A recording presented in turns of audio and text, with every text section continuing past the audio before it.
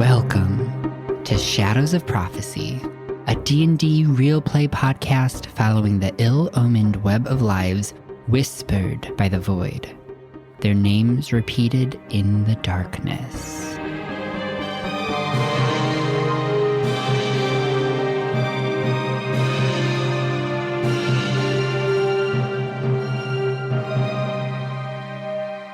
Shadows of Prophecy is a Dungeons & Dragons podcast with violent themes and adult language. Listener discretion is advised. With us today to traverse through adventures of willies and wiles, we have myself, Timothy, as our ambivalent DM. I am Kendrick, and I play the Searcher of Salves, the Eater of Bacon, Enchanted Bay. Pronouns, he, they. I am Russell, pronouns he, they, and I am playing Blades, pronouns he, him. Blades, a dashing young fellow with eyes of yellow. Well, if yours doesn't rhyme. Really upping the ante here. I am Nicole, pronouns she, her. I'm playing Sorelli, pronouns she, her. Sorelli is the twisted orphan sister of the forest. Oh, we're of the forest now, darling. Didn't we grow up in the city? I'm just kidding. Join us as we enter the Shadows of Prophecy. Act 1, In the Shadows. Chapter 12, Overgrowth.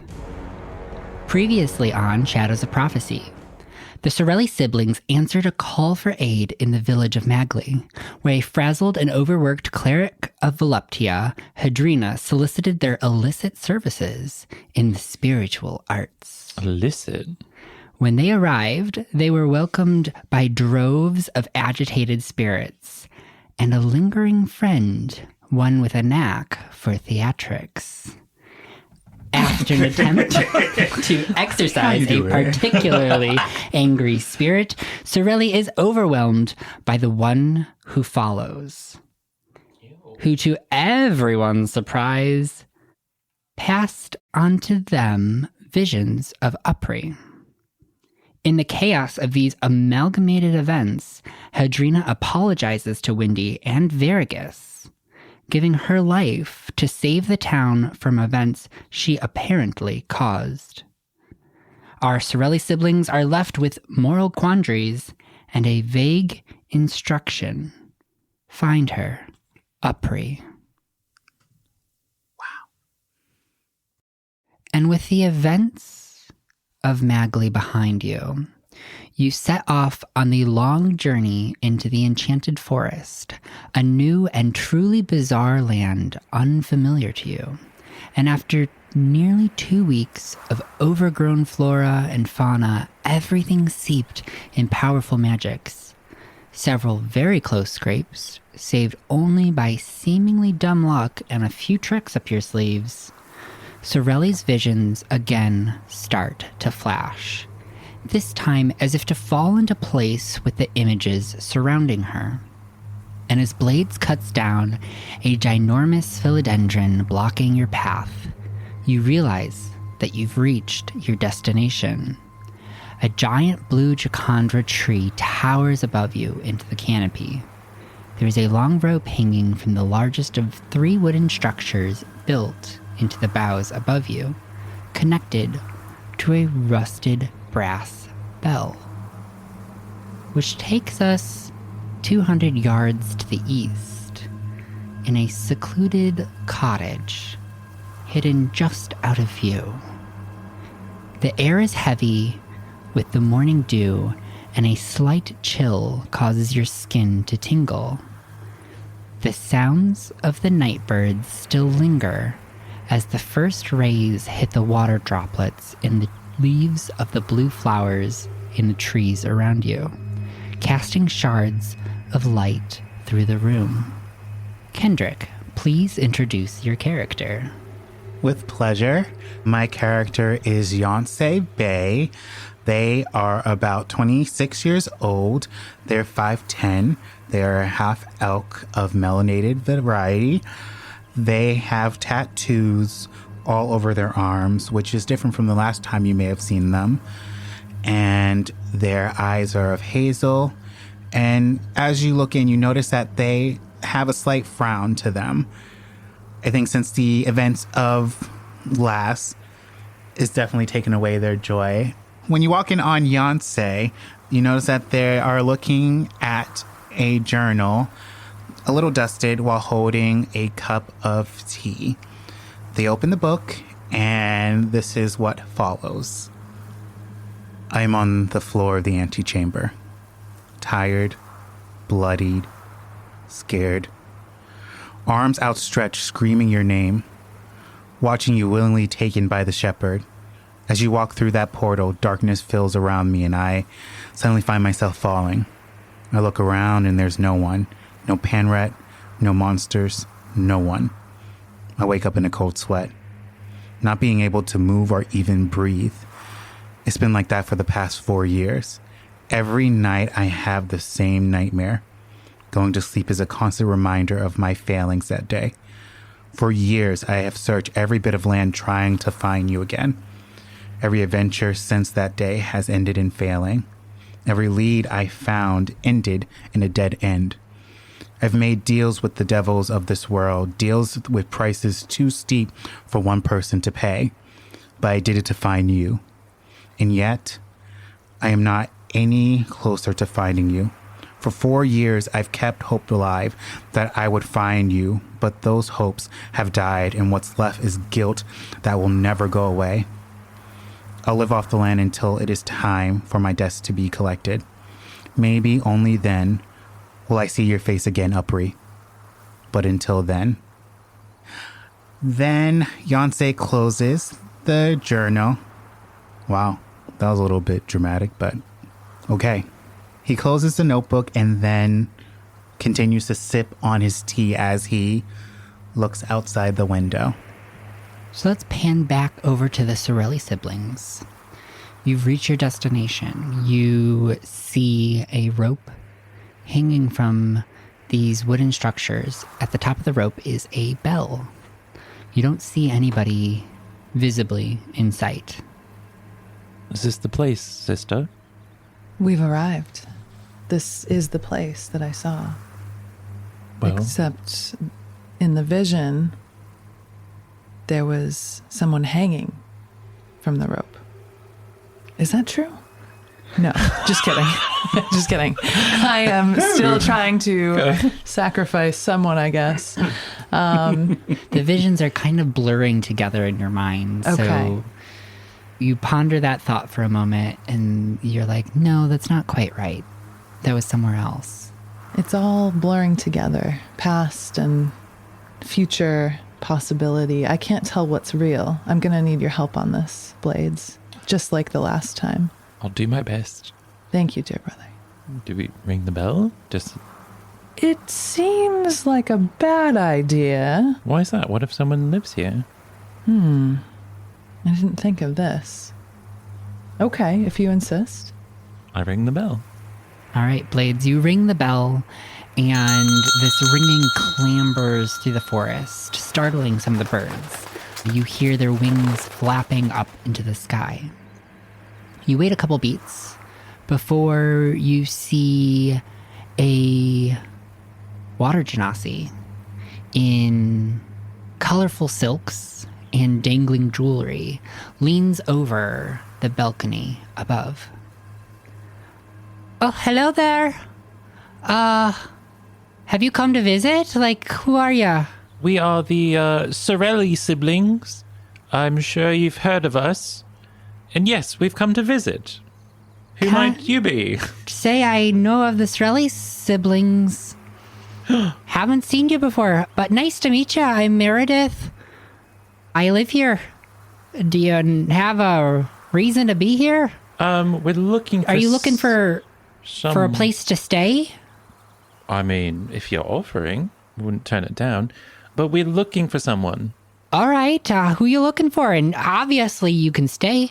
The treehouse is open to anybody who comes around in the Enchanted Forest and needs a place. Oh, how pleasant of you. Yeah, you can come on up. There's a stairwell right around the other side of the tree. Come right on up and we can get you sorted, figure out who you're looking for and where you need to be. All right, we'll be right up.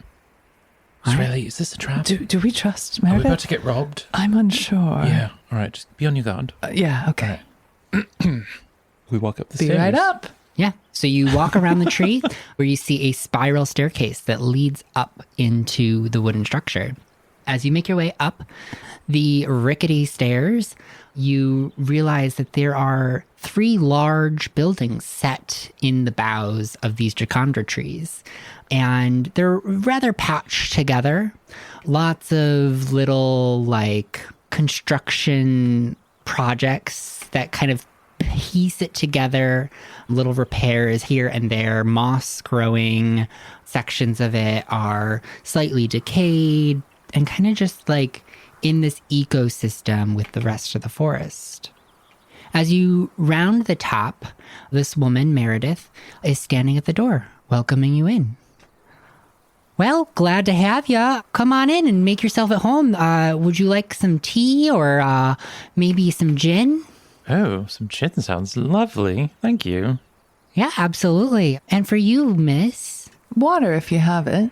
Oh, absolutely. We do always have water on hand. And she goes over to this Wait, Sorelli, that's offensive. with She's made of water. Lots of just random cups, glasses, bottles of sorts. It's very eclectic in aesthetic, lots of little things kind of pulled together as you make your way into the space. There's several low sofas, a coffee table, always some sort of clutter about instruments, candles, books, random bits of clothing. And she starts pouring drinks into glasses. She then kind of floats on over to you and hands them to you. So, yeah, why don't you have a seat and we can talk about who you're looking for? Okay. Sorelli's going to sit on one of the low sofas with her water. And I guess we'll share a little bit more about why we're here, huh? I mean, I got a good vibe from them. Just tell who we're looking for. All right. Well, who lives in these woods? It depends on what you're talking about. I mean, quite locally, it's us. We refer to ourselves as the Strays. There's me and all my siblings, Senin, Alton, Varn, Yancey, and our mentor, Nim Nim. Nim Nim? But nearby, there's druids nearby. There's this village called Ilrune, just about an hour south of here. Have you seen any goopy trees lately of the purple goop variety? Goopy trees. Can't say that I have. Interesting. Nah. Right. Do you know anyone of the any tall half-orc women with wild hair? Or any of the people you named? Who did you say you were again? Why, we're the Sorelli siblings. You know, infamous exorcist, goat hunters, yes. Also ghost hunters. If you need a goat or a ghost exterminated, we're your siblings.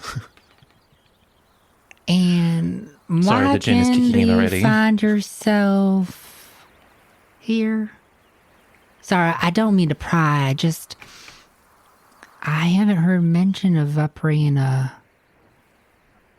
good minute. By a good minute, do you mean they're dead? Or...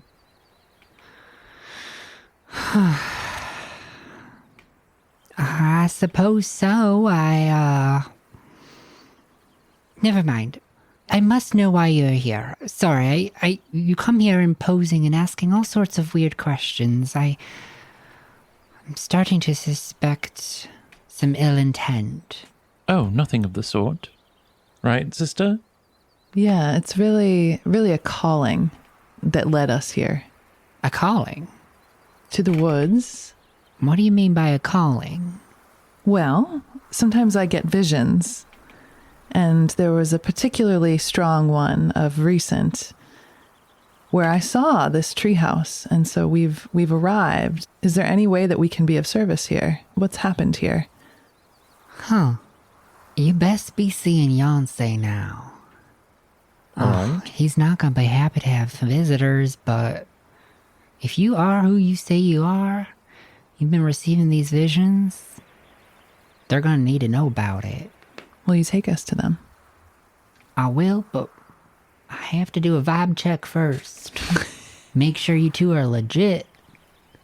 You are not gonna bring any harm here on the treehouse. Dare I might or say any it? of my family. We're too legit to quit. That scared the shit out I don't know what you're referencing, but I need some sort of agreement or...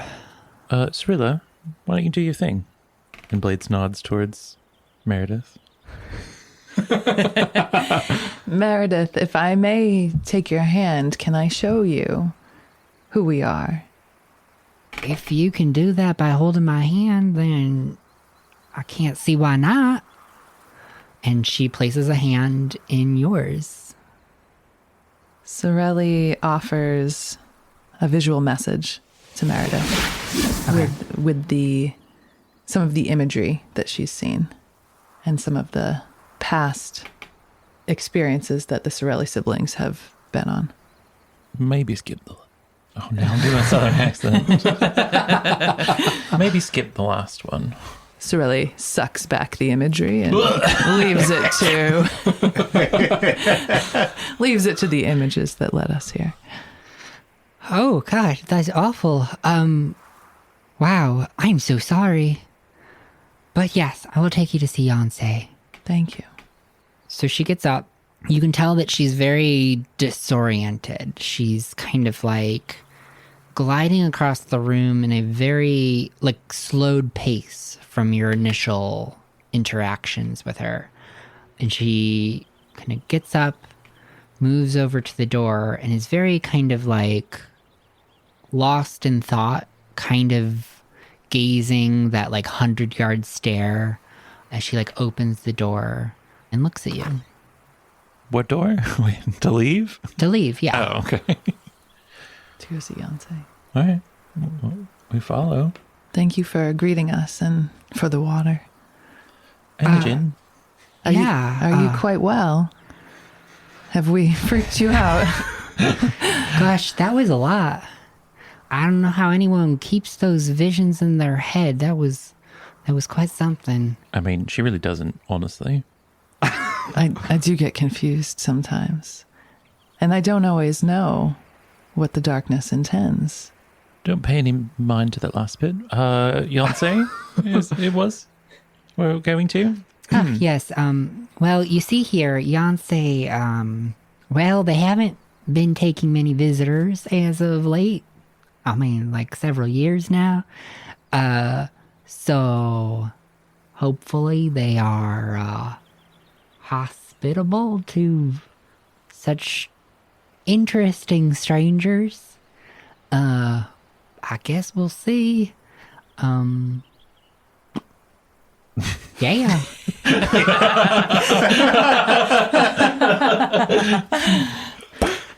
Yeah. So she leads you down the stairwell and into a thicket in the woods. She kind of pushes aside shrubbery and other like large leaves to reveal a small cottage kind of hidden away. She pauses in front of the door, gives you both kind of a delicate look before she very gingerly taps on the door. Yonsei hears the tap on the door, puts the journal down, and walks over to the door. Hello? Yonsei, it's Meredith. Oh, goodness, I haven't heard your voice in forever. You're still alive in there. Yes, I am still alive. Still alive, unfortunately. I'm sorry, dear. I hate to bother you. But we appear to have some visitors, that I really do think that you should talk to. Meredith, you know I'm not taking any visitors. I don't want to be seen by anyone. She turns to the Sorelli siblings and she just says, just wait a moment and I'll get through to him. I promise. Yancey, I really do think that you're gonna want to talk to them. They showed me visions of Upri. And with that, Yancey kind of opens the little slat that's in the door. Just so you still see their eyes, but they're still pretty guarded. What do they know about Upri? Well, hi. Meredith. Hi, Meredith. Upri. What are they talking about, Upri? Well, I don't know too much, but they seem to have seen her. That couldn't be true. No one's seen her since 5 years. I think you were in the visions too.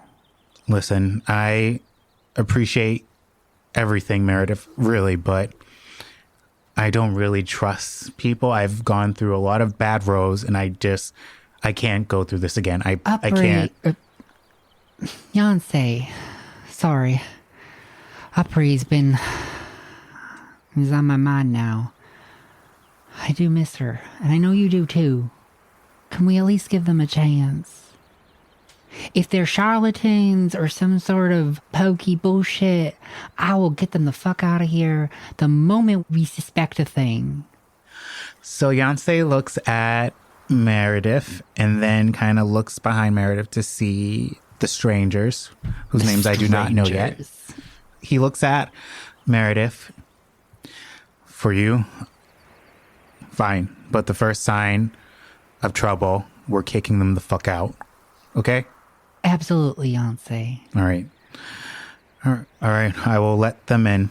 Back up. And then Yancey opens the door. There's a lot of latches. You can tell that there are way too many. Where it kind of teeters on the edge of paranoia in a sense of how much they do not want anyone else to enter their space.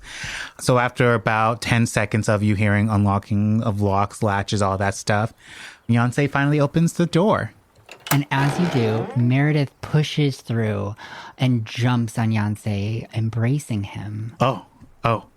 Oh, Yancey, it's been so long. Hi, Meredith. I miss you too. Yancey is very uncomfortable by this. Yeah. But because they do love Meredith, they are allowing Meredith to hug them, even if it's going to be a few seconds long. Yeah. But after that... She sinks into this hug. She is fairly intent on just holding you for much longer than you would like. Yancey allows that. So instead of 10 seconds, it allows it for a minute. And then he slowly lets Meredith off of him. All right, Meredith. Okay. Enough. All right.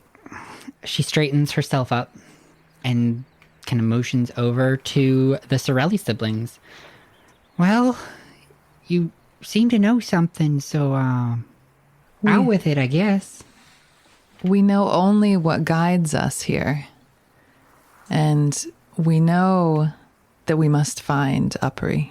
How did you hear about that name? It came to us in a vision, really. And that is often how the realms communicate with me.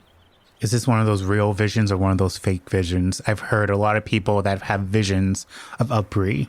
It's only been a way for them to take my gold, take my things. So I need a little more convincing than that. These ones seem pretty legitimate, Yancey. I mean, there were details in those visions there. Meredith, please, I got this. All right. I got this.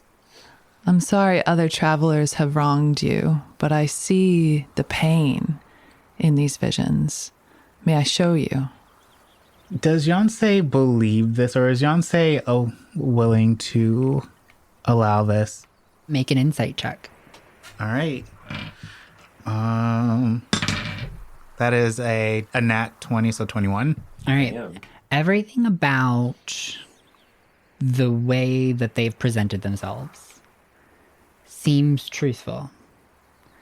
You can sense that there might be additional motives that are not merely an act of compassion, but they have some reason to be here, but they seem truthful. All right.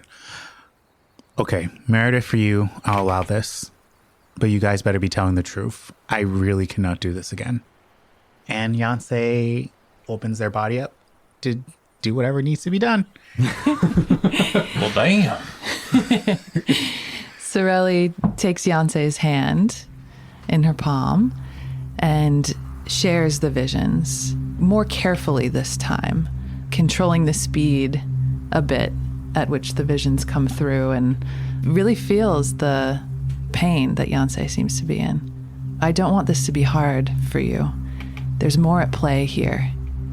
Please, see this. We have traveled and taken gold for visions before, but this is not that. Upri is connected to something bigger. We need your help. So Yancey takes these visions and is really startled because it's the first time, they've actually They seen bring you any back visions. into that room. You are standing in that room when you get that vision. Oh, shit. And you see the portal. You see the blood dripping from Upri's wrists. You see the look on the steward's face. And then you watch yourself collapse on the ground as they step into the portal. And you feel that knot in your stomach, that drop as the portal closes. You're reliving every moment of this. I have not seen anything like that in years. Sorry. Yes, Upri. Are you sure we can find her? If we can follow the truth and see through the lies and the distortions of the darkness, then yes, but it will take all of us. I just need a yes or no. There's nothing certain in the in-between. I wish I could tell you differently. This will be a brave and difficult choice, but it is the only choice. You feel Meredith's hand rest on your shoulder, Yancey, as she gives you a pained smile. All right. Let's do this. Let me just grab a few things and we can go off. I just need a moment. Sorry, where are we going now? I thought we could stay here, rest a little bit, and come a ways. If there is a way to find Upri, I'm not going to waste any time. Yancey, All right. maybe give them a little bit of a rest. Who knows how long they've been walking through these woods. Oh, so long, Yancey. And I don't mean to point out, y'all aren't from around here, are ya? These forests can be quite unforgiving for outsiders. I'm surprised you made it. How did you manage? I mean, I'm quite at home in the forest, honestly. Did we grow up here? No. We grew up in a city. Okay, thank you. Y'all grew up in a city. Technically, That's the backstory you gave me. I'm a ranger, and my preferred biome is forest, so I know how to survive in a forest. Yeah, I mean, you all have been through the ringer in terms of traveling, going to very random places, not ever quite knowing what to expect. You've figured out ways to do things. I mean, you're always on edge. So, We know how to survive wherever we go. all right.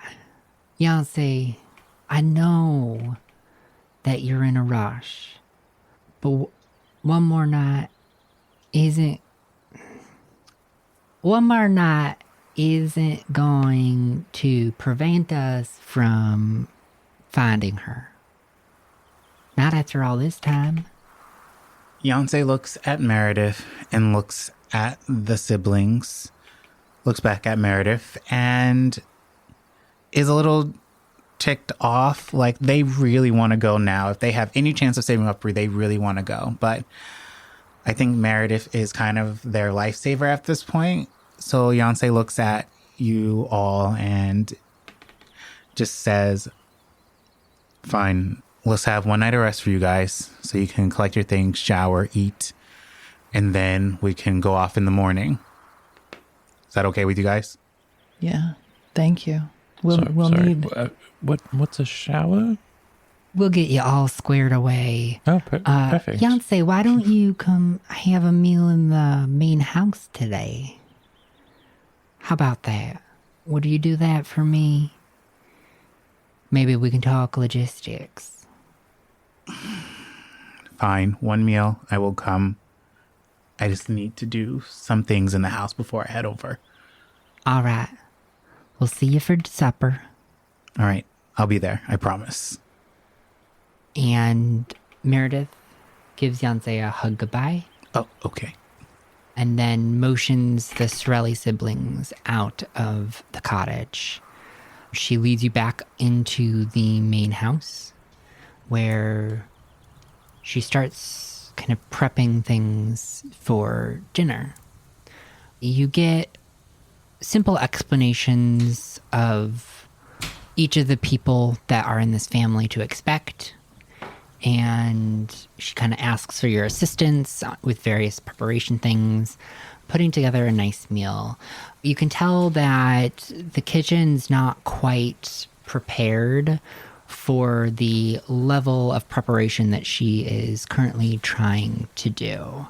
She seems to be scraping together random bits of food that's available and collecting a bit of a smorgasbord, almost as if she wants it to be something special, but wasn't really prepared to do so.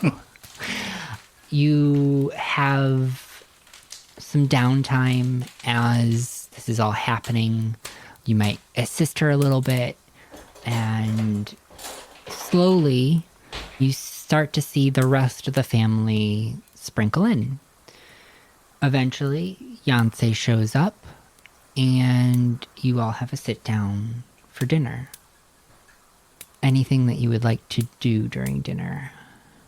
I think Yonsei is just very uncomfortable, like, being around people right now. So they're kind of to themselves. They are making small conversation with their family just because I know it'll make them happy. I personally don't want to do it, but, you know, you got to please the family sometimes. But they're pretty, like, reserved into themselves during this dinner. I think they're only thinking of Upri and how to save Upri at this point. So that's what you are noticing from them at this moment.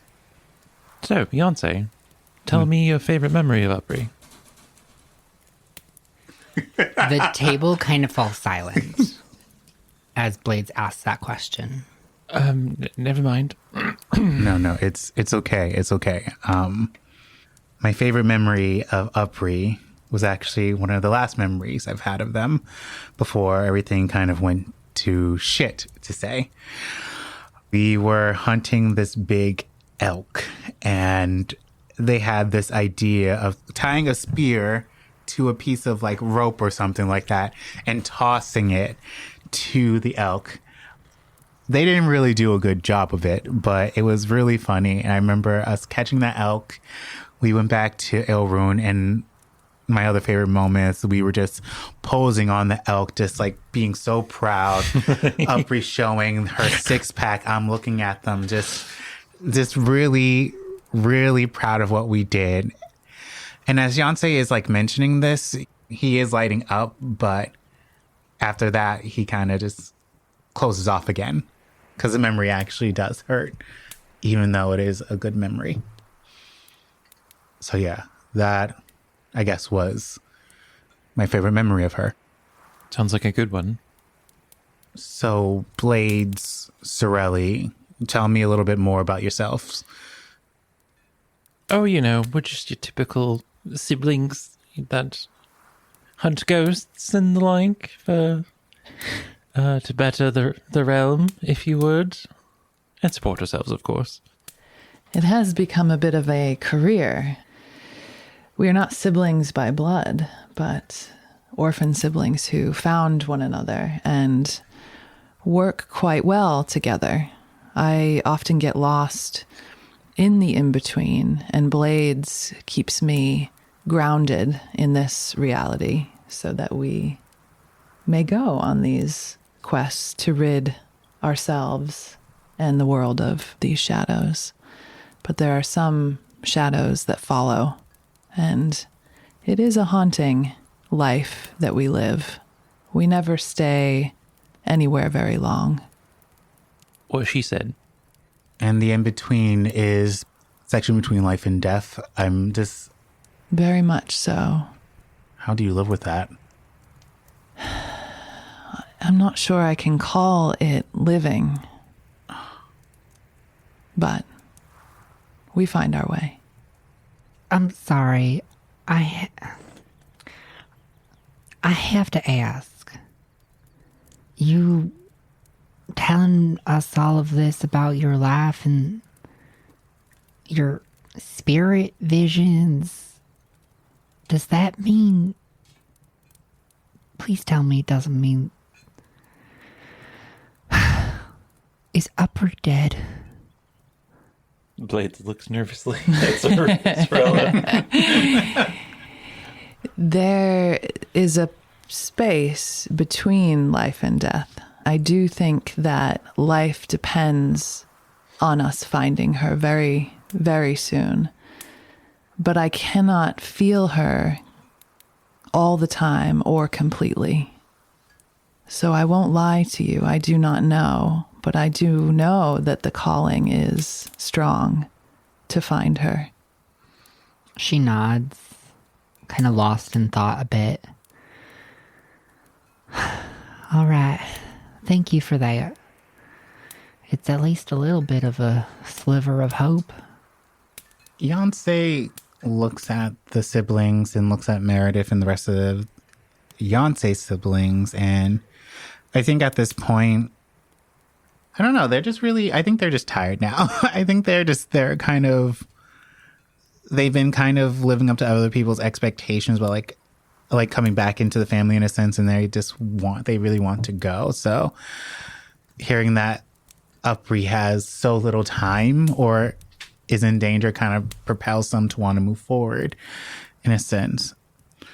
So with that said, so if you're saying that Upri is in the in-between, that means we should get started now. I don't know why we're waiting if we really need to save her. We can't save her if we work ourselves to death. Listen, Blades, your name is? I don't know you, and to be honest, I particularly don't like you right now. I just want to go.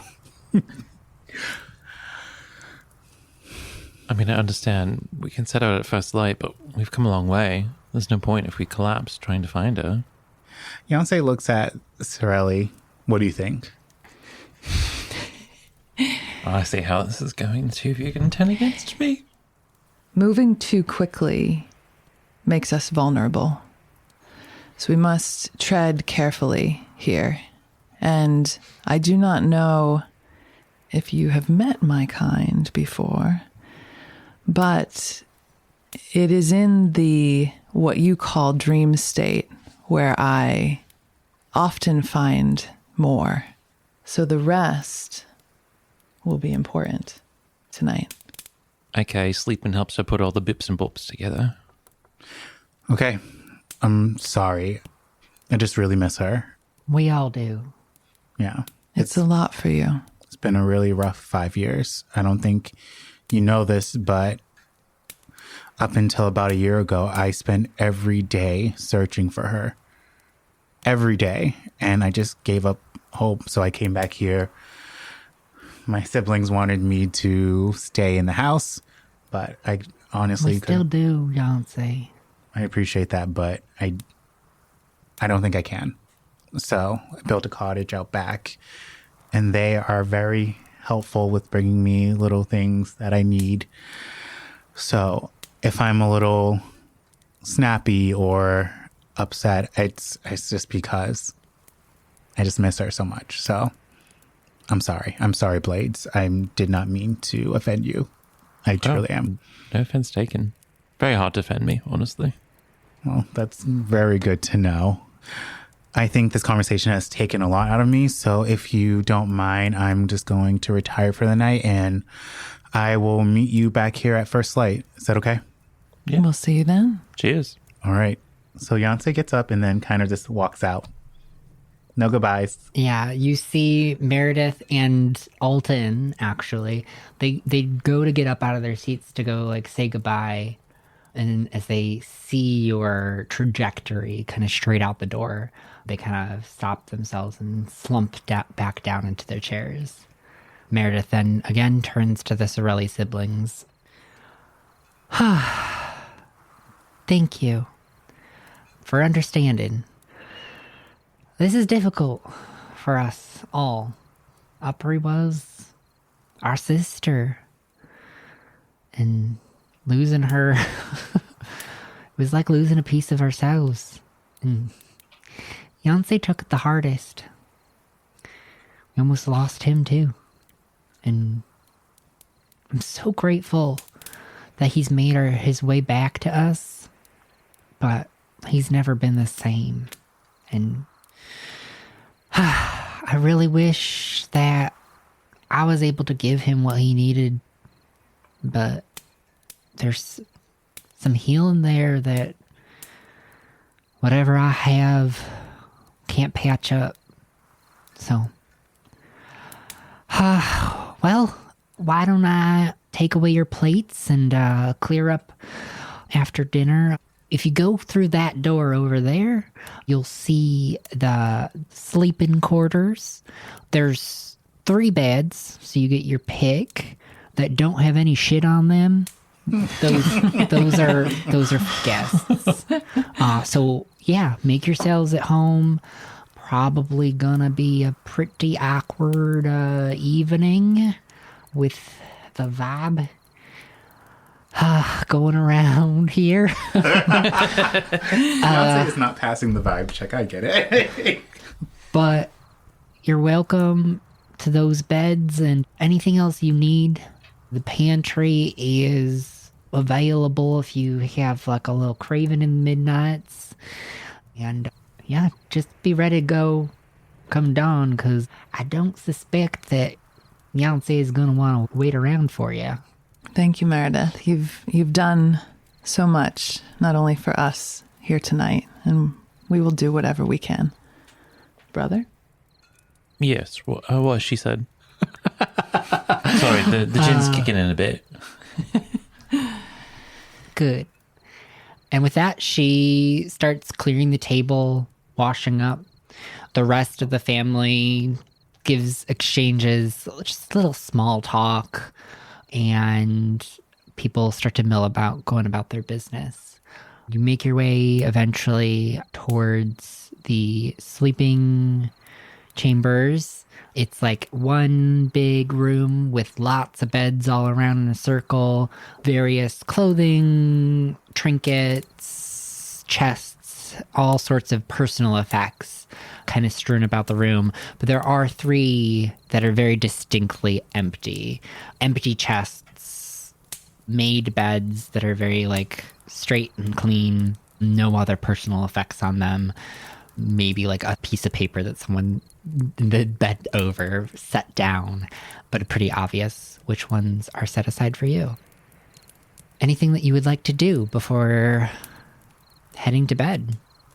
Brother, I'm going to take a walk in the woods to move my body and settle my mind a bit before rest.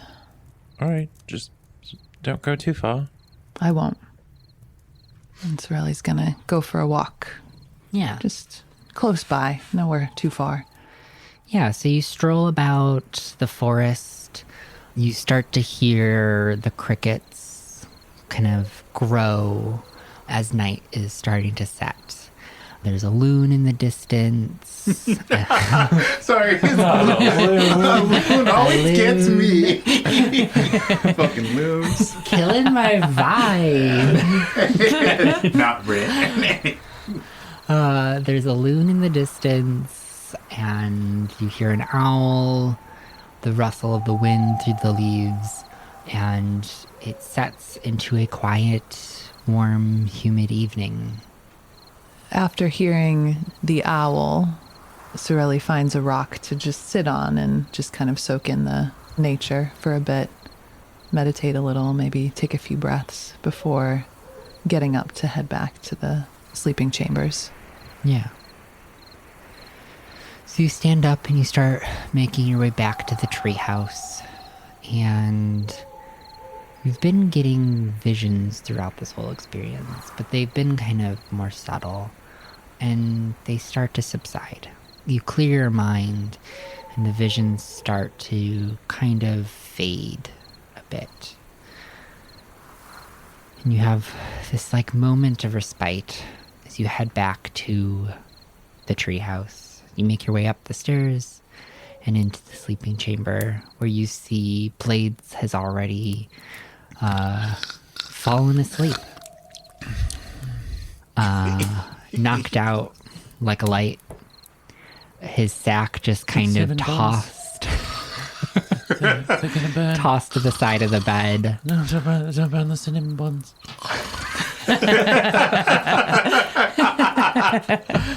Come on, Acton. And the bed next to him is free.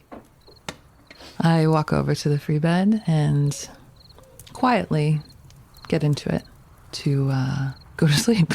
Yeah. And you lay down, close your eyes, and it takes a while as you recount everything that's happened in the past couple of weeks. All of your disjointed, jarring visions, the questions that keep nagging at you about what this all means, where you're actually supposed to go, the pressure of all of that on your shoulders, and you have like a slight headache that takes a while to kind of relieve itself before you can finally slip into sleep. As you sleep, you don't dream, because you never do, but the visions start to come back. And when you're in this state, your visions are a little bit more stable. They play out a little longer. They're less jumpy and chaotic and flashy, and you kind of can zoom in on some of the details, and you start to make out details of a village, and the images of this village start to fade into ruin. There's these wooden cottages, and you see the sun rise and set and rise and set and rise and set, and the wood begins to decay, and then it begins to blacken as this purpley ooze starts to creep out and cover everything. Well. And then you're awoken by a ray of sunlight hitting your face. Feeling the sunlight on my face, immediately I'm worried that I'm late for the departure, that I've rested a bit too long, but I'm grateful for the rest. That's the most peaceful rest that I've had in a long time. But that purple ooze. That purple ooze. Oof. I wonder what it means. Let's go to Yancey. So we're getting to Yancey in the morning or at night? Yeah, Yancey in the morning. You wake up, the sun has not risen yet. You are agitated, anxious. So Yancey, I don't think gets a good night's sleep. I think oh my goodness. I'm thinking of Brie. Lord Jesus. So even Beyonce's getting their pronouns wrong at this point. And so Beyonce has packed all their things and is just looking through the journal that they have, just looking at entries and entries and entries of things that they wrote down in the 4-year search for Upri. And is just kind of just waiting for the sun to rise. I think there's a sense of brooding, in a sense, just waiting for the sun to rise so we can go. Like Beyonce is ready to just do the damn thing at this point in time. So I think, so at first, like, Beyonce is already in the treehouse waiting for the siblings to come downstairs. Is there anyone up at this time? No. They probably went to bed at their regular times, which is a lot later than when you left dinner. So I'm just going to sit at the top of the treehouse waiting for everyone to be up. But I'm just like, I'm an anxious little toddler waiting just to go. So that's where Beyonce is right now. All right. So you're sitting and waiting and waiting and waiting. And you see the sun starts to rise. The shards of light start trickling in through the leaves. And you've yet to hear any sounds coming from the main house. I am going to, after waiting a little bit too long, which is probably not that long, I'm going to go into the house and I'm actually going to go wake up Meredith because I think she will have a more personal touch of what I want. So, Dig. Meredith, are you up? Huh? Oh, hi. Hi. What are you doing here? It's time for me and the siblings to go. Why aren't they up? She looks on over at the siblings. Because it's a bunk room, right? We're all just You're living all in a next to bunk room. Yeah. So you kind of like beelined over to Meredith's bed. She looks over at the siblings and you see Sorelli has just kind of started rustling. Blades is completely out cold, drool going down the side of his face, kind of half off the bed. Meredith, can you... Beyonce looks at Meredith. Can you wake him up? Sure thing, Beyonce. And she kind of slowly sits up, brushes the sleep from her eyes, and scratches her hair, stands up and lumbers on over. She first goes over to Sorelli. Good morning, honey bun. Are you awake there? I am. It looks like it's time. It does appear to be so. Hope you slept well. Thank you. We should talk about... Yeah, we should talk. Should I wake your brother? Oh, him. Well, in these situations, I prefer to just, throw a little water on him. So allow me. And so Sorelli's gonna throw what remains of her water glass on Blade's face. What? Blades. Where The are gin. we? The What? gin got you again. I barely had any. It's already light. Everyone's waiting. Oh, shit, sorry. We have to go. It's been, over a week since you slept in a damn bed. I know it's... All right, I'm not... Let's gather our things. What? Oh, yep. Yep. Ready. I look at them finally awake, and Beyonce's like, all right, I'll meet you down there. Collect your things. Let's go. I apologize. He's really ready to go. I mean, clearly. It's no trouble. Perhaps you made breakfast for us to go?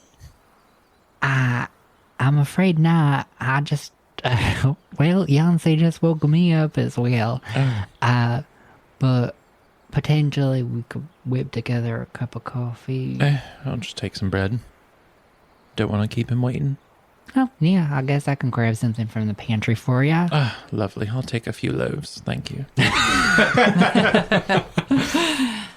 So she kind of stands up again and lumbers off towards the main house, and you're able to like gather your things a little bit and get yourselves prepared for when she returns with just like a couple things from the pantry. So she has like loaves of bread that she's wrapped up in a cloth, some like fruits and mushrooms, and a couple little random bits and baubles that she might have picked up from the pantry.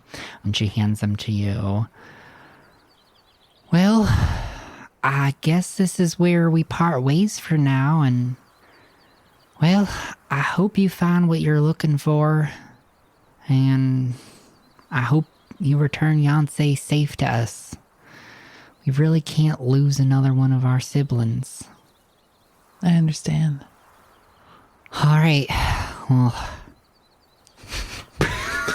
Bye. Cheers. it was nice to meet you. You too, Meredith. Thank you. Sorelli's going to make her way out of the treehouse to where Yancey's waiting. I'm rather eager to see if you know anything about the purple goo. So, Yancey, I know we need to leave soon, but I'm going to need your help. Do you know what it means? Do you know what the purple goop was? The goop. Tell us about the goop. What is the group?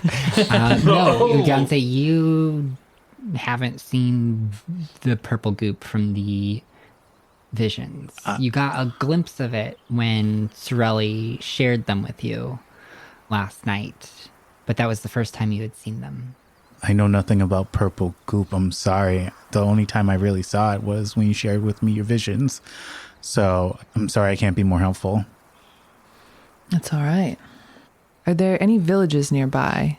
Where have you looked before for Upri, and where haven't you? To be honest, I've looked everywhere.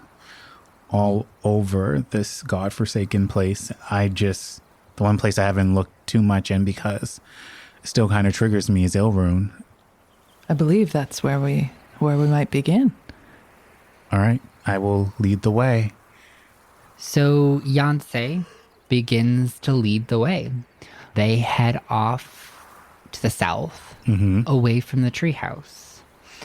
You begin trekking through the wilderness. The underbrush is thick, and very quickly, the landscape changes from the treehouse's kind of slightly manicured area and becomes a dense, wild forest. As you notice, you're kind of following a path that seems semi-beaten, almost as if it might be a deer path of sorts that Yancey just is aware of leading to the south. When you come across a small clearing and the pathway begins to split into two different directions. In the clearing, you see a gnarled old bare tree, and you hear a chipmunk scurrying in the branches. Would you like to go left or right? Which way's the clearing? You're in the clearing. Oh yeah. So we're in the clearing right now. I think, if I remember correctly, we should go right. So let's go right. Yeah, Alright. sure. I mean, we've never been here. Yancey, can you give me a survival check as you start navigating through the forest? All right. That is an 8. An 8. So gonna retire that die right away. All right. So just a couple dice rolls. Just like, don't worry about it. Oh no. Oh my god. That was You're gonna die. I'm gonna die. No, definitely not. So, you start following this path off to the right. When you come across a river, and you start to think to yourself, ooh, I don't remember crossing a river. But you do see a bridge across the river that has collapsed. so. I think we have to keep going this way. If I remember correctly, I don't remember crossing a river, but and Beyonce's getting frustrated because it's been like over 4 or 5 years since she's last been here. So I think she's trying to stay face in a sense, but like I know the way, but she's still kind of confused. Yes, it was this way. It was this way. All right, so let's just cross the river and keep going. After you. All right, and Beyonce starts crossing the river. All right, everybody give me dexterity. Oh no. Oh dear. Acrobatics? Yes. Yes, give me acrobatics. That's an 18. All right. Damn, you're 20. Oh, 15. We're so good. Wow. Wow. Okay. Those are all very good. We'll run across the surface of the water. Naruto So run. as you kind of slowly make your way down into the riverbank, there's kind of this like dirt bank that you slip down just slightly, but you get to the bottom and you see that there's a couple stones in the water that you can hop across. So you do so, you make it to the other side. When you start to hear the like yipping of some beasts kind of off in the distance, maybe 100 yards off into the bushes to the right. But you continue on. Beyonce, seemingly sure of themselves, continues pushing on over the river. Who wants to give me a nature roll? If I must. So Blades, give me a nature roll. That is a 4. A 4. All right. So you hear the yipping and you're concerned, but you can't quite make out what the noise is. And you continue pressing on. I don't like that. When you hear a rustling, now maybe only 20 yards off to the right, and a growl. The growl kind of surprises me, and I kind of back up towards Blades. And I'm like, oh, I'm sorry. All right. What's going on? Do I hear the growl? Do we all hear the growl? Yeah, you all hear a growl. Oh, shit. In the bushes. Bow out. So you pull out a the bow. bow sound. Yeah, that's the sound bows make. Very much so. I'm going to pull out my dagger just to be prepared, and I'm going to start fidgeting with the ring that no one has noticed is on my finger. All right. I'm going to need you all to roll initiative. I got a 9. Oh, shit. Nat 20. Damn. Plus All one. right. Oh, so 21, yes. I only got 14. I got 21, a 9, and a 14. Yes. Yes. Beautiful. All right, Sorelli. You are all kind of standing on guard when you see a gnoll step out of the bush, growling at the three of you. Another one, skeletal, is in tow. What do you do? I'm going to cast Ray of Sickness on the knoll. All right.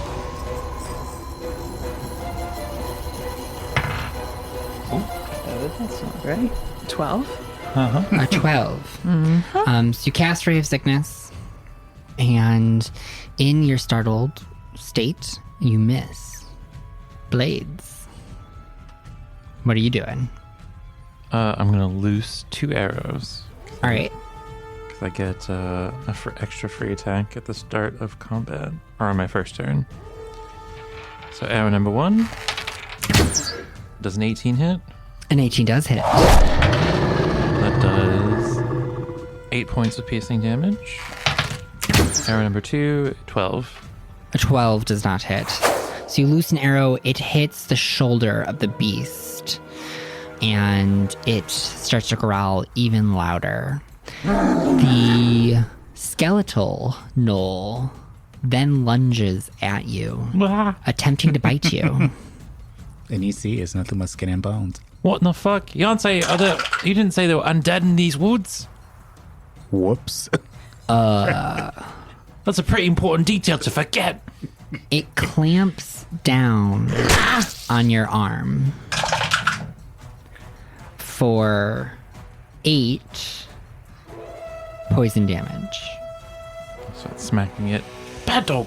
As it tries to claw at your body, it is whacked away, and you're able to knock it off of you. Yance, what are you doing? All right. I am going to use Eldritch Blast. So, does a 10 hit?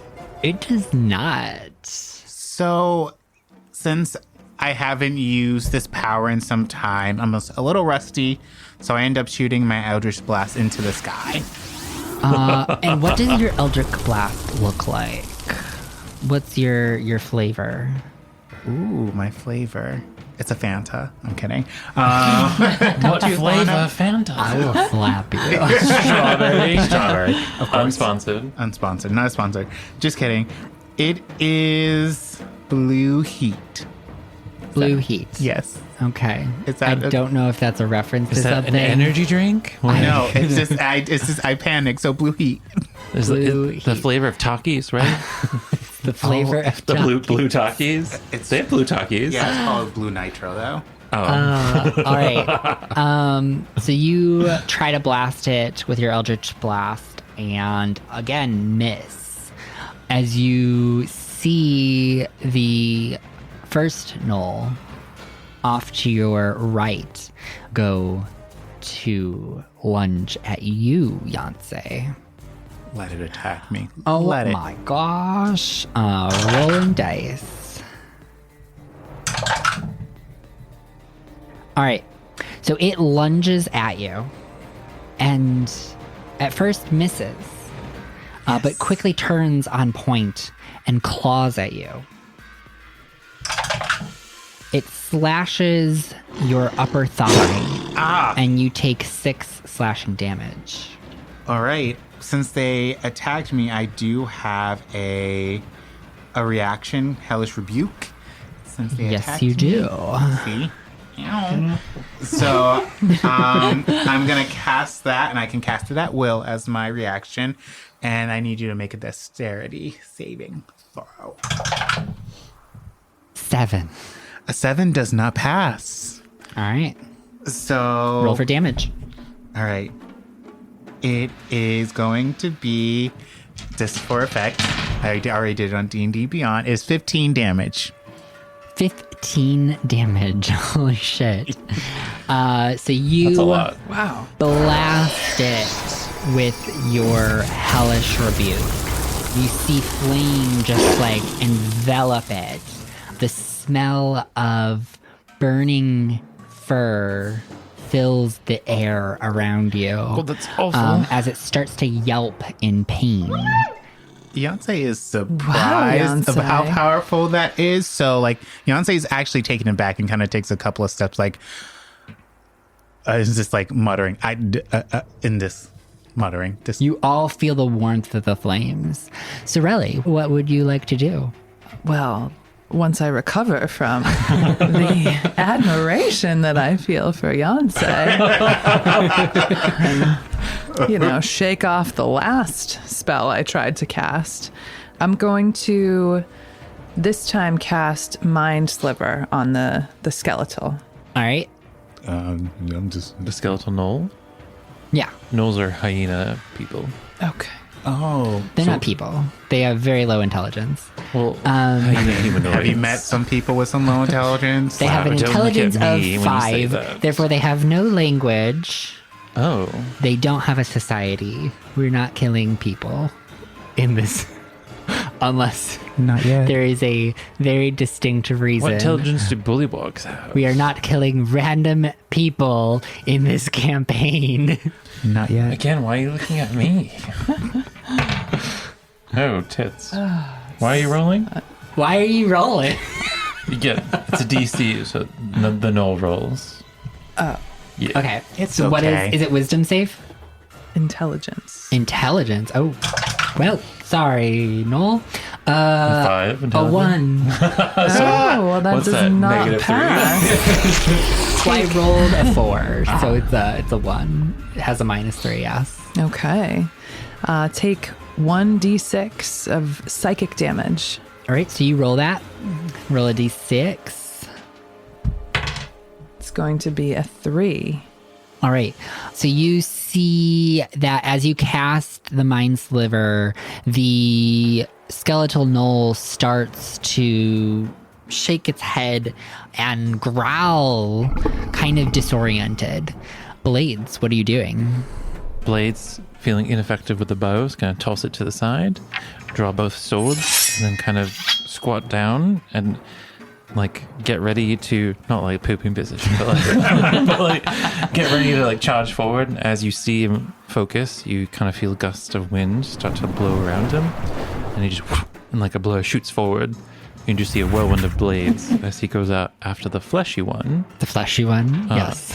Casting a Zephyr Strike. So I'm going to attack twice with my main hand and once with my offhand. Right. Give me those d20s. Does a 21 hit? Yes, it does.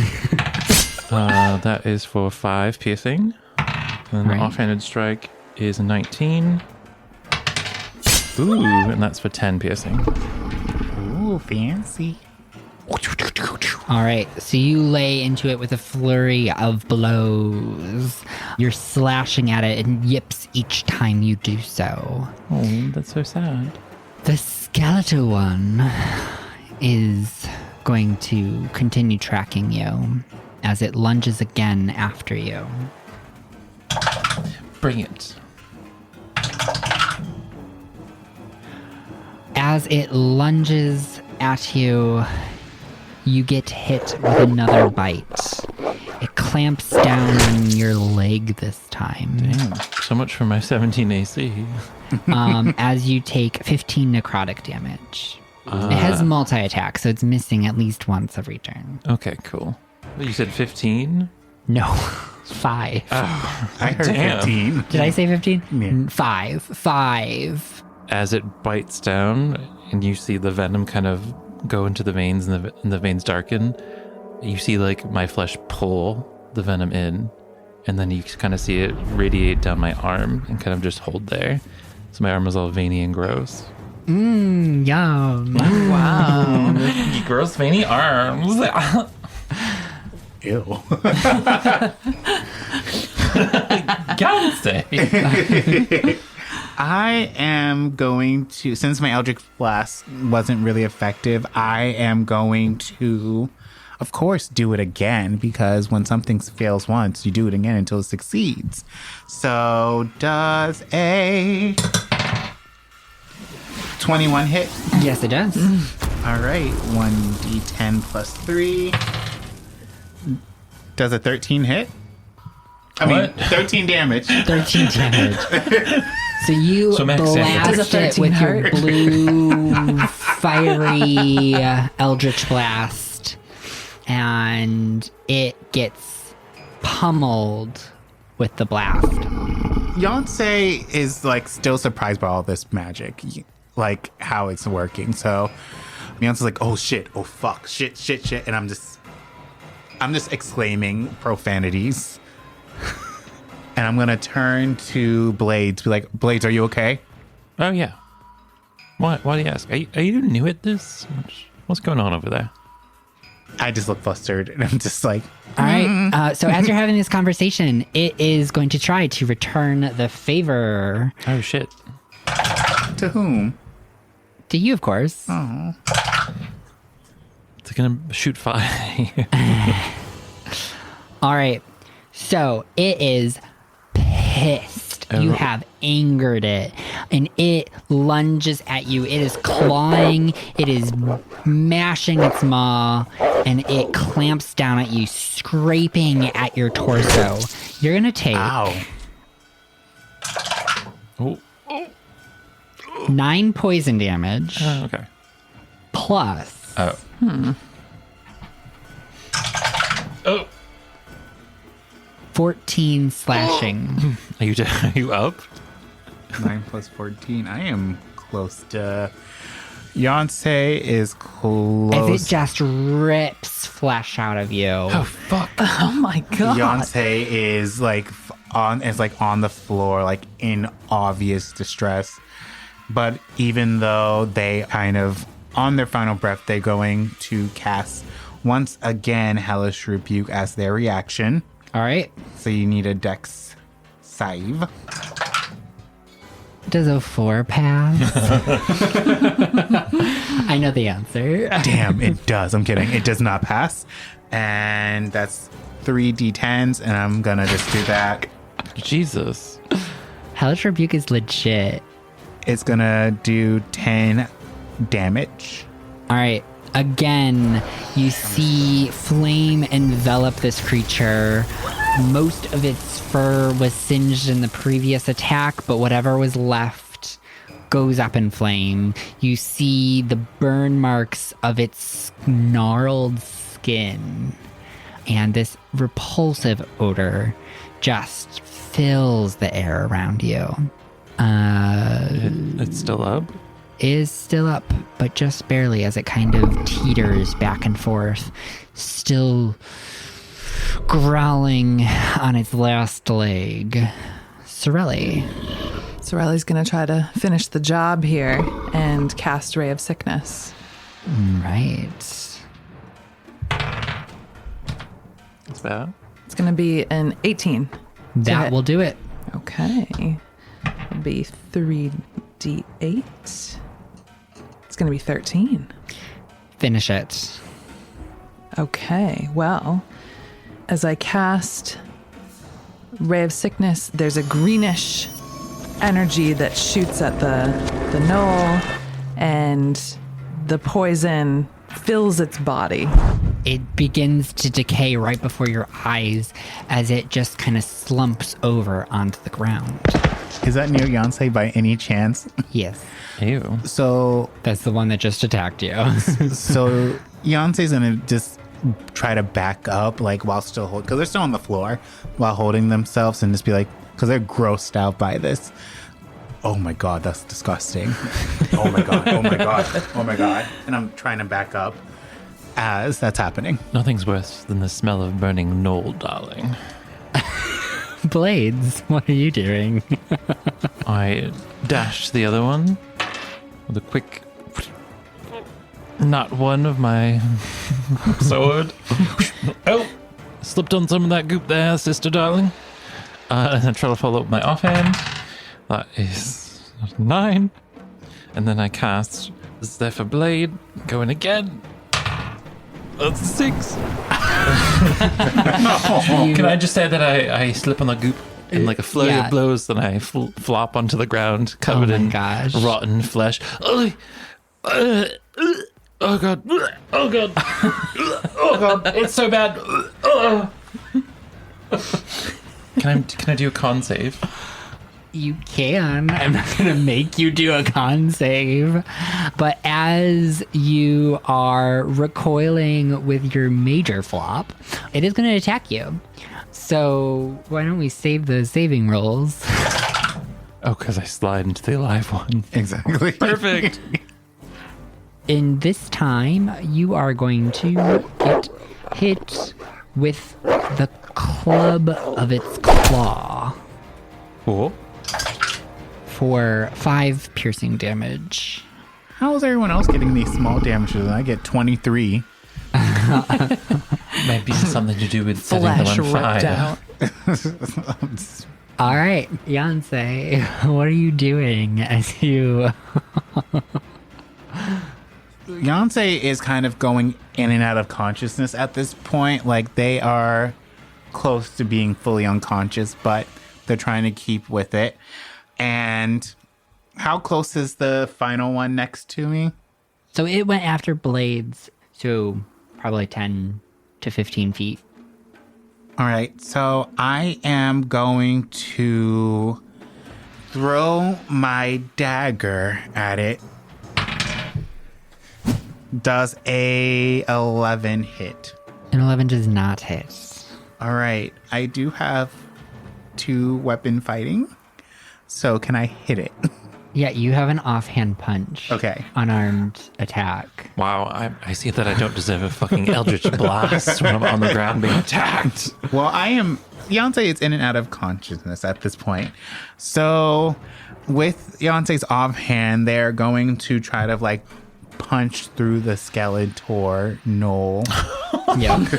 That's not what it's called. Sorry. I'm calling that not now. 6 does not hit. A 6 does not hit. So Beyonce hits up and then just flops back down. As you Into the goop. recoil in pain, you miss your attack, slipping on the goop. Sorelli, would you like to do the honors? You did this. Well, I'll give it my best shot. I'm going to cast Ray of Sickness All right. again. Do it. Please, no.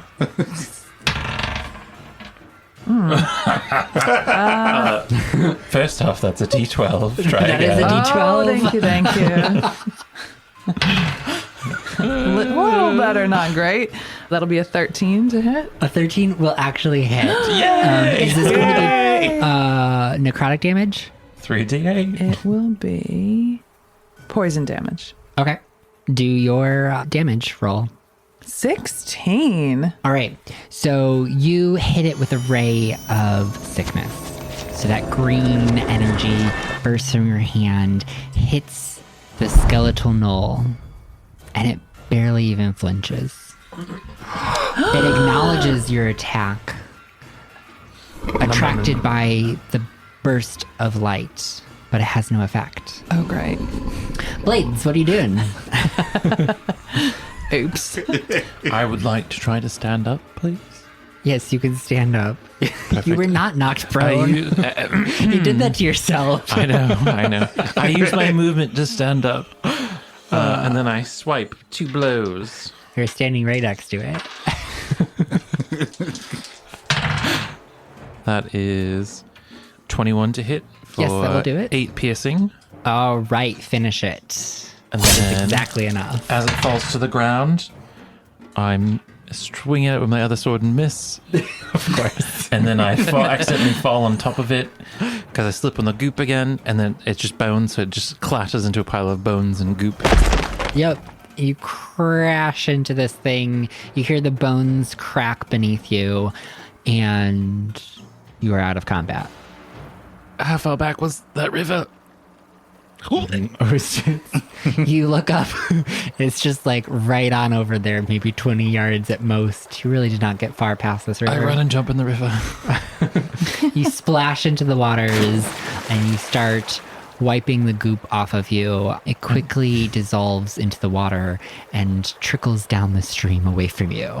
Oh, it's better. Sister darling, that is quite a nasty spell. Almost as nasty as the goop in the vision. Is Oh, that is one in the same? I thought that was purple. This is more like They're not the flesh same. and blood. Sorelli does not cause the goop in the vision. Sorelli causes the goop. Let's just clear that up right now. Sorelli is not the cause of this. This is not a Vanya situation. Sorelli, are you the villain? Are you the BBEG? So as they're kind of going back and forth, Yonsei is gonna just like start coughing because they're really damaged, like really damaged. So Perhaps we should rest. guys, I need help, and I'm coughing, I'm bleeding.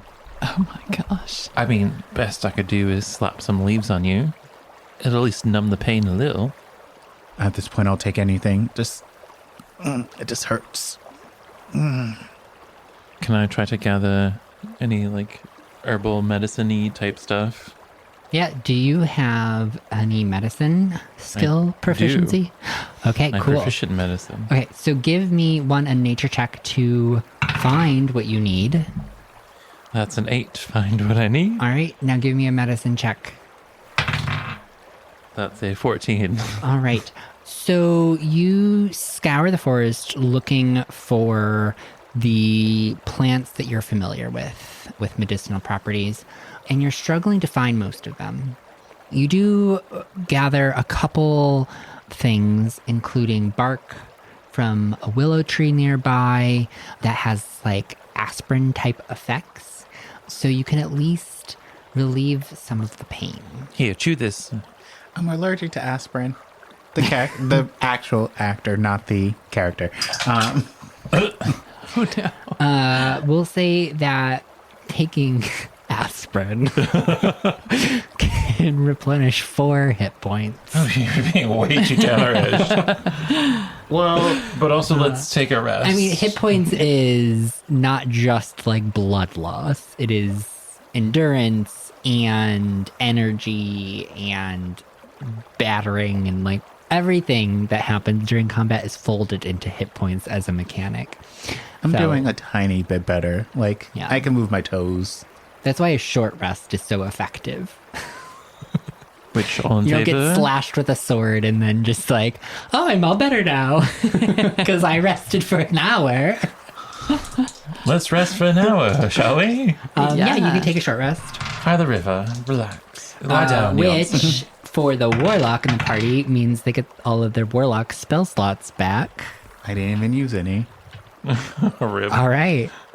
No, you should use the spell slots for Hellish Rebuke. I thought I can use it without having to use a spell slot. Not for 3d10, I don't think. No, you use the spell slot. You just get it. Oh, Yeah. Yeah. okay. Well, I didn't read this properly, but that's okay. Ding. Unless there's a feature that I did not see, you have... Yeah, no, you don't have any feature that would make you cast it at will. All right. Well, I know that. Okay. So I got all my spell spots Yeah. back. What you do have at will is Fiendish Vigor, where you can cast False Life at will, which means that you can always have that running outside of combat, and you can recast it anytime you lose your temporary hit points. All right. So I would cast that and add those temporary hit points, just in general. Wow, right. metagamer much? What? No. Well, I'm going to do that. It's well, a blessing from your patron. It's just like a little bit of a blanket. well, for the short rest, how many hit points do we get back? So you can roll up to half your hit dice and regain that. Hit the little campfire. All right. So you take a short rest. You set yourself down near the riverbank and tend to your wounds a bit, catch your breath, mechanically regain some of your hit points. Yes. You all notice as this like wave of energy washes over Yonsei, who has cast False Life. Yonsei has casted False Life. And What was that? I was doing it as the character. and you all start to look around your surroundings, and you start to notice that Whatever path you were following does not seem to carry over on the side of the river. Yancey, as you're kind of sitting with your thoughts, you're just realizing that you did not cross a river to get there. You're fairly certain you're lost. So I have to be honest with you all. I don't remember where we are right now. I thought we crossed the river all those years ago, and if we would have crossed the river those years ago, we would have faced those meanies, and... Sure, because 5 years ago they lived here. I don't know. I'm just... Regardless, we are lost, and I don't think I should be leading us right now. Right. Okay. I can lead us south, but I have otherwise no idea where we're going. I think that'll be good until I collect my bearings. All right. Then I can take the lead once again. South it is. Yeah, you realize that, like, Yancey was leading the way, and they kind of started going south, but, like, eventually you kind of veered off a little bit. You're actually kind of heading northeast right now. Oh, shit. If you would have continued on this trajectory. So... Damn, I suck. After, like, all of this has passed and you've kind of started to regain your bearings, the total time that's passed has been about 4 hours. So it's been a good portion of the day since you've set off from the treehouse. You'd left at first light. We'll say that was about 5-ish. So it's about 9 a.m. 4 hours into this trip. Time for breakfast. That was a joke. We don't have to eat second breakfast. So now that Blades is kind of taking the lead, can he give me a survival check? Come on, no whammies, no whammies. It's a 9. Do we need to, like, burn everybody's dice? Yeah, what's happening? These are Melt them all down and make new D20s? Oh, but Yoncé's helping me, so I'm going to roll with advantage. Sure. Sure. Pull my arm. Oh my god, that's a 10. Oh my gosh. Okay. You may never find this village. We're going to die out here. We're never going to find Upri. That is actually the real meaning of the story. The purple goopers are decomposing bodies when we starve to death. Okay. So, I'm going to roll more dice, I guess. Fuck. So you start heading south. We think. You think? I mean, like, you know you're going south. Cool. Is that a tree house? I'm just kidding. Meredith, what are you doing over here?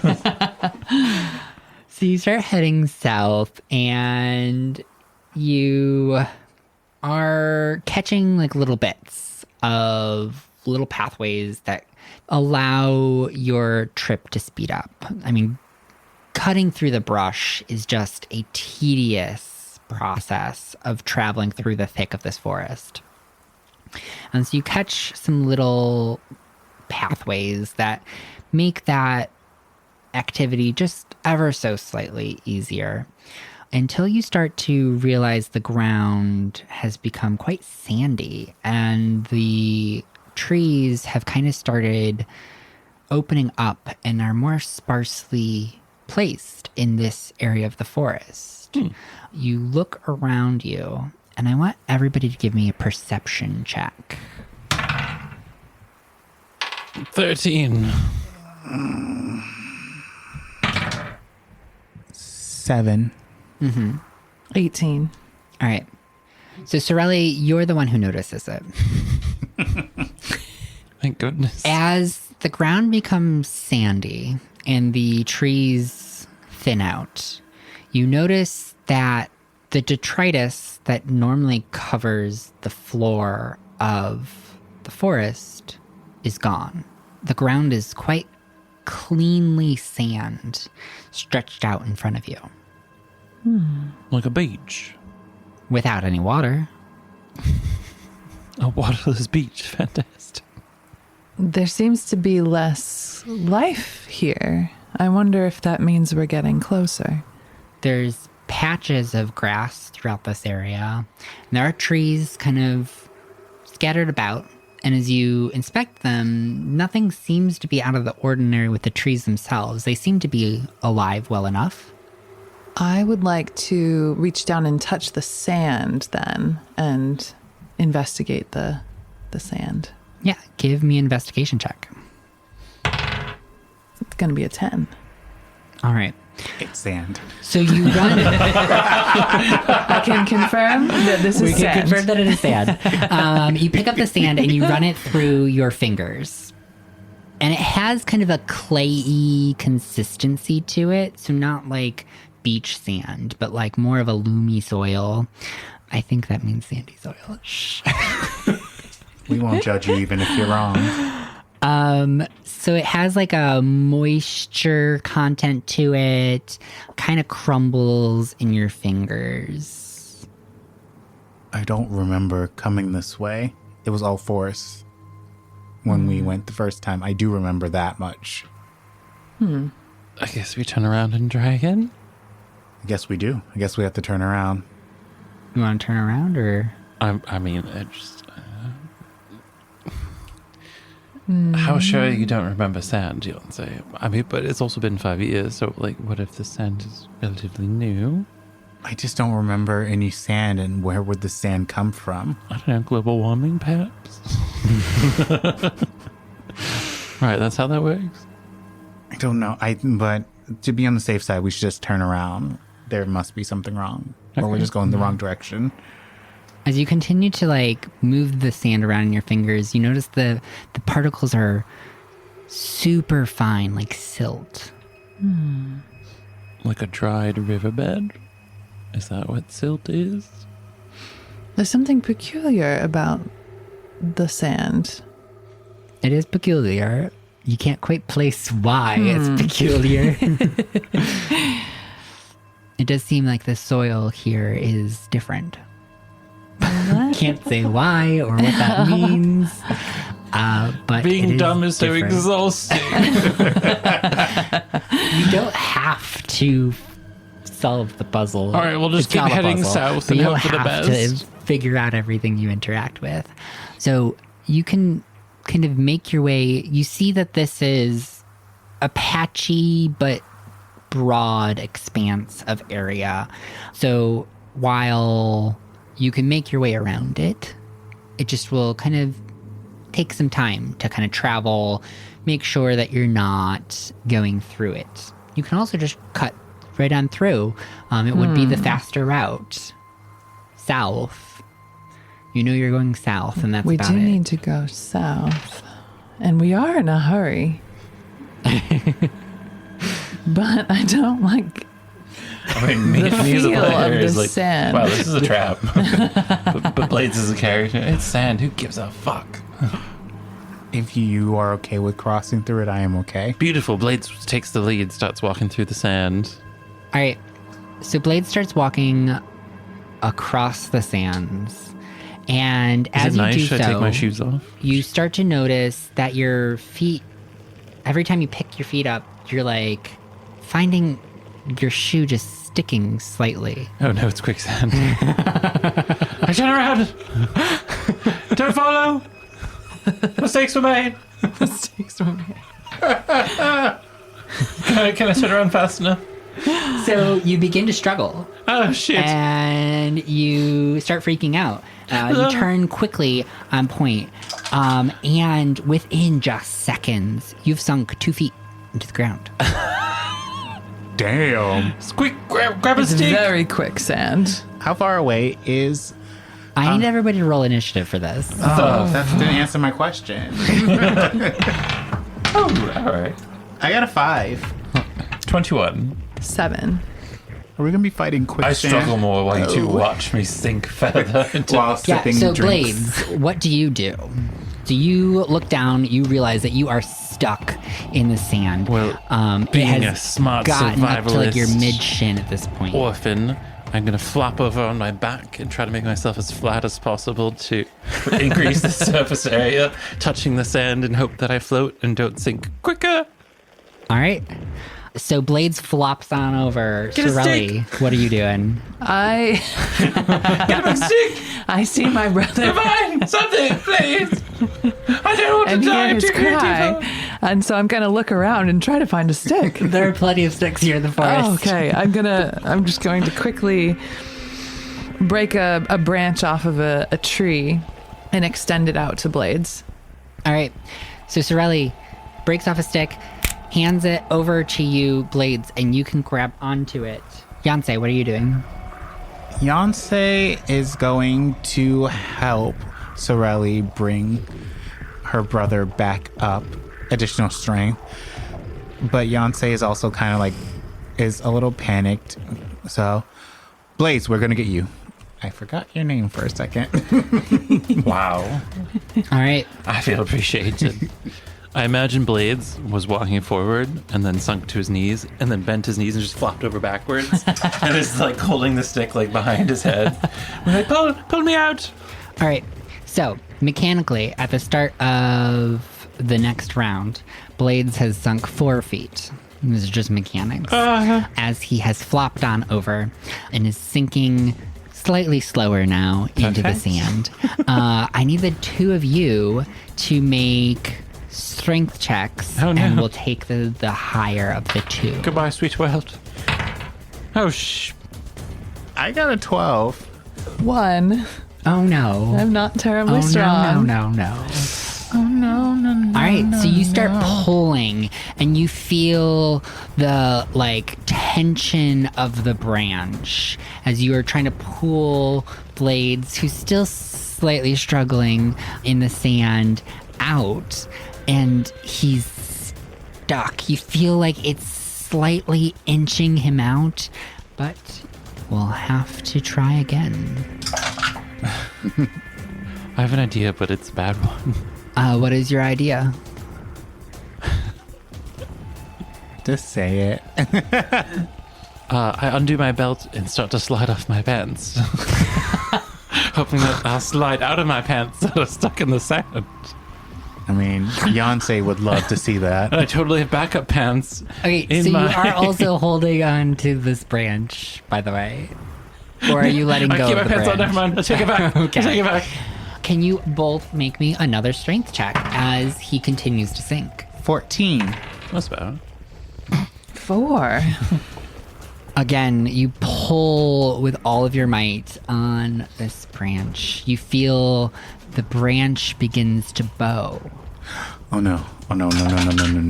Maybe I picked a bad branch. As he continues to sink, make another strength check. Shit. 15. 8. Give us a different dice, please. Please. Okay, here's the new one. Oh my god! I'm gonna die to fucking quicksand. I take my pants off. I don't care anymore. So can I help? I don't want to die. Okay. I can't die in episode 2. Oh, okay. He is still sinking. You feel the branch is bowing. You hear a crack. Make another strength save. Blades, we got you. Can I? Maybe. Can I? No, that's a nat one. And I have -1 strength, so it's a 0. I got a 12. I struggle and I pull Sorelli in with me. No, just kidding. Is there anything else that y'all could do? I was desperately looking at As you start racking your brain for some other solution, realizing that this battle is So here's my not plan. on your side. So, Sorelli, you hold my feet. I'm going to jump for it and grab. Oh no, such a bad idea. He's just gonna weigh us down more. You get my face first. Oh, I mean, I'm going to like scoot so your feet first, so you can grab onto my feet, and then you just start pulling me back. What are you doing with your tongue? I don't know. Watching the buffoonery. so I'm you're gonna worried. flop. You're gonna I am flop. genuinely worried right now. Flop Oh onto God. I know. All right, Beyonce's gonna look for a stronger branch. Divine Right. intervention. You quickly scour the area around you. You grab another branch. What do you do with said branch? I'm going to hold this. 2 branches are better than 1. The other one's broken. you put out another branch, and at this point, Blades is like sunken to their chin. Their Does a reed give it to me so I can play, hands and a voice that is quickly going to disappear. Can we flank for advantage? Does What not does that work. mean? The other side is. Give me another roll. Who has Just let me higher down. strength let me between the two die. of you? It's got to be Beyonce. I think it's me. I have a strength of... Oh, I have a -1 for strength. They both have -1. Okay. It's my time. Just let it happen. Oh, I'll make it a character, I guess. And you can't misty step with another person, can you? nothing that will help you. Can you cast friends on the sand to make it like me? I can cast False Life. as a blanket. No. All right. So what was that strength check, you two? I don't remember, so I'm going to have It to was reroll. single digit. I remember that. I'll reroll. Oh, thank Oh, God. and that 20. 14. Oh my God. Oh my So it'll gosh. be 18. As this sibling. tension is building, Blades is just about to dip below the surface where all you would be able to see are their arms clambering at those branches. Sorelli takes a deep breath, gathers all of her strength, looks Yancey in the eye, and the two of you pull with all of your might. You feel the branch bowing, you hear some cracking of the wood, and slowly you start to see Blades reemerge from the sand. You pull him stuck in the soil. You hear the slurping of the quicksand settling below him in the vacuum of his form. And you get him into solid ground. Are you okay? I just check on Blades. Physically, emotionally, I need just lie here for the moment. Does anyone have any whiskey? Please. Sorelli whips out a small bottle of whiskey that she always keeps handy for Blades. Thank you, sister darling. Take a big gulp. I almost went back and apologized for all the things I stole, but didn't have to. So good job, sister. Thank you. I guess we should have gone around. Yes, I'm We probably almost never going to walk lost on you. sand ever again. Honestly, we're going to add that to my list of phobias. Sand. Do you have a list of phobias? I'm going to start after that shit.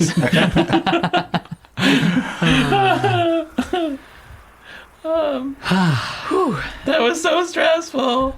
The four of us, because I'm including myself now with this whole situation, To sing. Can you imagine?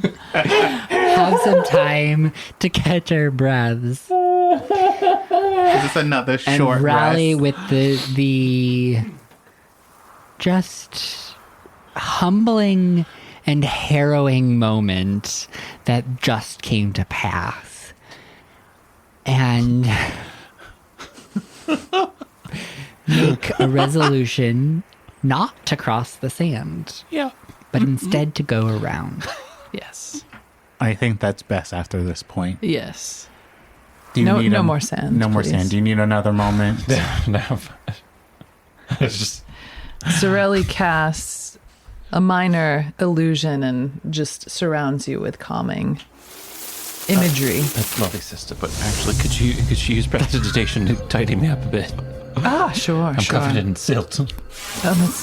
We'll get rid of the silt. I don't for want you. to chafe, you know.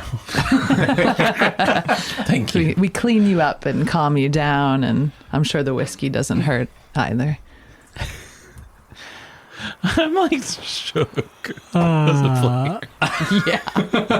That's the closest I've almost died in D&D ever. Was to fucking quicksand. I just... I'm a human. I'm taking psychic damage. I mean, you can blame the DM for including quicksand. But I understand that's like, this is a minor trap. And then you're like, oh no. Almost losing him. It quickly can. That was a series of very bad rolls. It's every round. It's a D4 that you sink, which is a lot. Yeah. With 6 seconds. You can sink up to 4 feet in 6 seconds.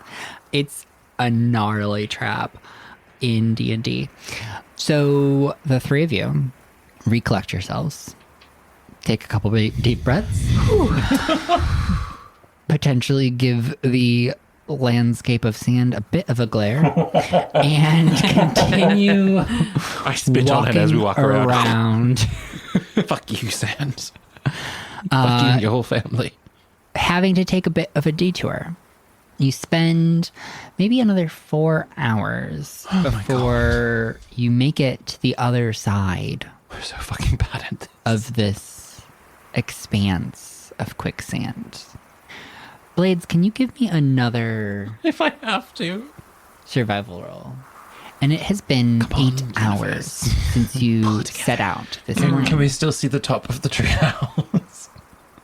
Okay, good. It's about 2 o'clock in the afternoon. From the laugh, that roll does not sound good. It's I got an 8. Okay, for Beyonce, survival. would you like to give an assist? I can give an access. Okay, better. That's a 16. 16. Okay. Don't you dare.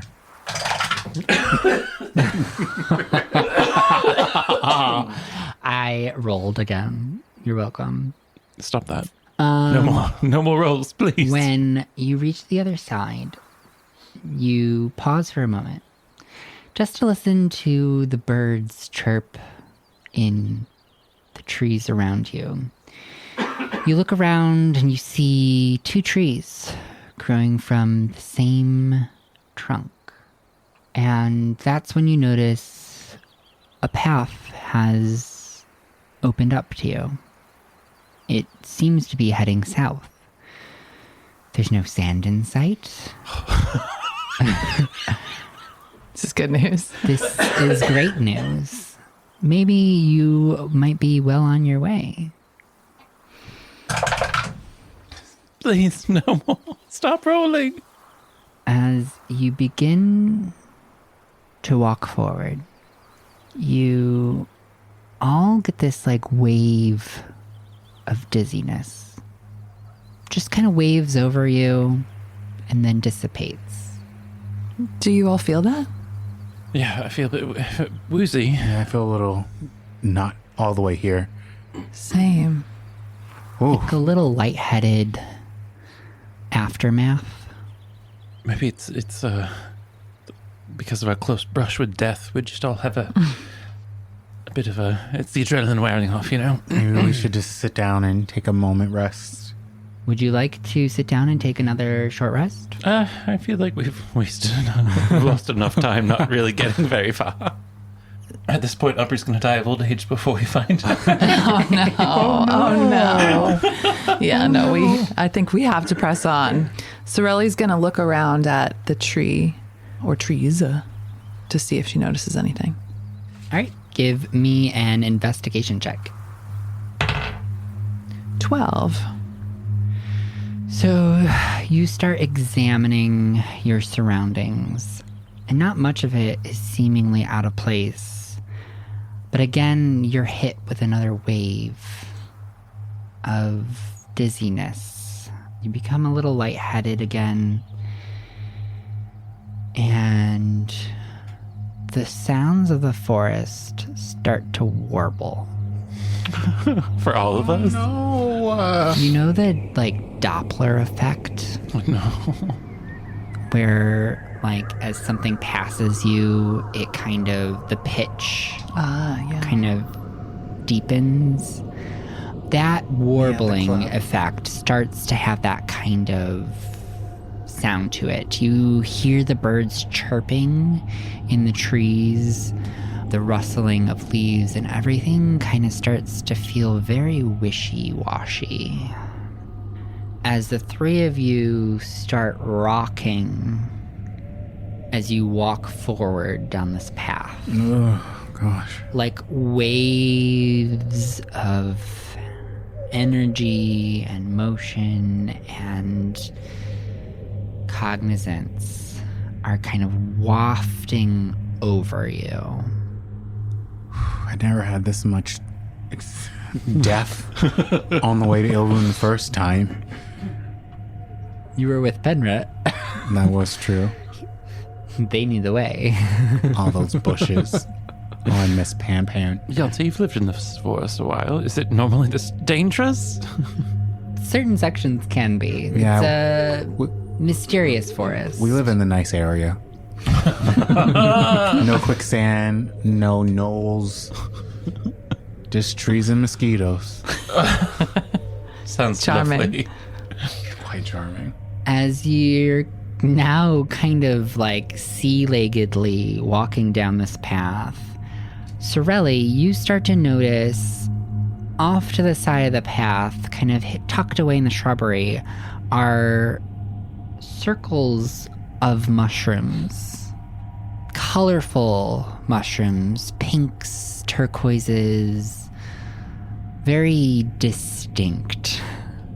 And as you look closer at them, mind you're already tipping back and forth yourself, you notice that the area around each of the circles, like a column above each one, is like distorted. The colors are kind of blending and sinking. The space around it is kind of warbling. And you hear a slight hum. Is the coloration above the mushrooms, is this, like, does it look like spores or is it energy? It kind of looks like if someone took a watercolor of the forest, just freshly painted, and tilted it on its side, where everything started to kind of drip and mush together and muddle. My. Is this a mushroom trip or an acid trip? Volcano stoves. I guess I want to see if I can look closer at the mushrooms to see if I have maybe seen them before or understand these effects at all. Yeah. Can you give me a wisdom save as you start to approach these mushroom circles? These rolls today. These dice are going in the trash. So 4. 4. Oh, no. Okay. So I am actually going to tell this from everybody else's perspective of what they see. Perfect. We're going to start there. So, the two of you, Yancey and Blades, you watch as Sorelli starts veering off the path, and she's just kind of like stumbling back and forth as she does so. And she kind of stumbles off into the bushes a little bit, comes back on the path, and then starts walking Lightweight. into the underbrush. Sister, where are you going? And the closer she gets to these mushroom circles, the more lethargic and like fluid her movements become, until she's maybe a foot away from the mushrooms, her hand extended towards the column. Can I throw the butt end of my dagger at her so he doesn't do it? What? Like the butt end so it doesn't hurt. Knock her out into the mushrooms. Hold on one moment. Because she never quite gets there before she's fully able to extend her arm, her movement has slowed so much that she seems frozen. And that's where we'll end this episode. Do you want to build a snowman? Oh, sorry, Disney, don't sue us.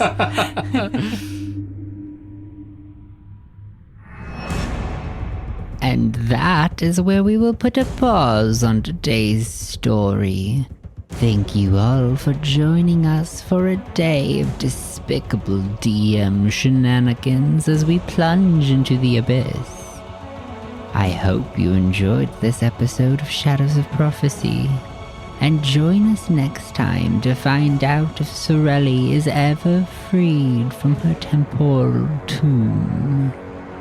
I want to give a special thanks to JayCeeAitch and Chris B, our fabulous patrons keeping the candles lit here at Goblin Forge.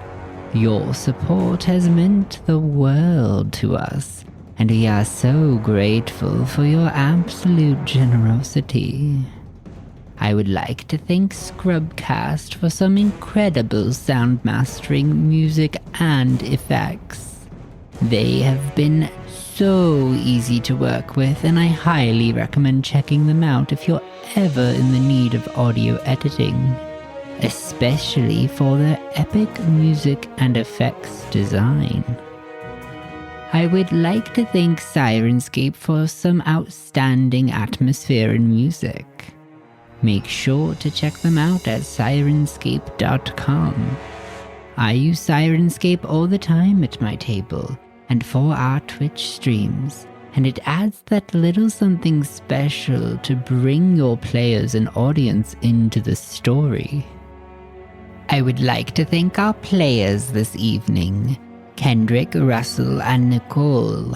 I'm so happy to have you in our cast and can't wait to hear what seductively deceptive adventures we'll find ourselves in next time.